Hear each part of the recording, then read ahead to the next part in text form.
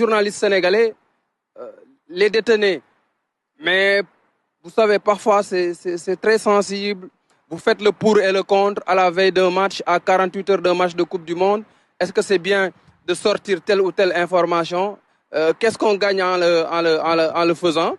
Et les journalistes sénégalais qui sont là, les envoyés spéciaux, font leur travail avec beaucoup de responsabilités. Ce n'est pas de la rétention d'informations, mais c'est une question de restabilité. Maintenant, pour revenir sur les billets, moi, 3 jours avant le match contre la France, des supporters avec qui j'ai parlé m'ont dit qu'il y a des fédéraux qui ont amené des billets et qu'ils ont donné à des tierces personnes qui les vendent à des prix exorbitants.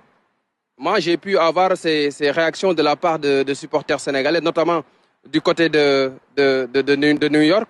Donc voilà autant d'impairs qui plombent un peu l'ambiance à 48 heures, 72 heures d'un match aussi important comme celui face à la Norvège.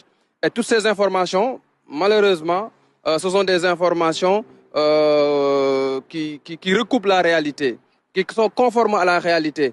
Et si vous regardez bien, la Fédération sénégalaise de football n'a pas fait de démenti depuis hier. Ça veut dire que tout ce qui a été dit, c'est la vérité. Maintenant, il va falloir se concentrer davantage et éviter ce genre d'impairs en Coupe du Monde qui ont souvent plombé la participation des équipes africaines. Et du côté sénégalais, on avait dépassé ce stade-là. On avait dépassé le stade des primes, de contrats, de malbouffe dans la tanière. Si on a pu avoir ces bons résultats ces dernières années, en Coupe d'Afrique des Nations notamment, et en Coupe du Monde, c'est parce qu'on avait une bonne organisation derrière. La logistique avait suivi. Malheureusement, pour cette Coupe du Monde, on l'a abordée dans un contexte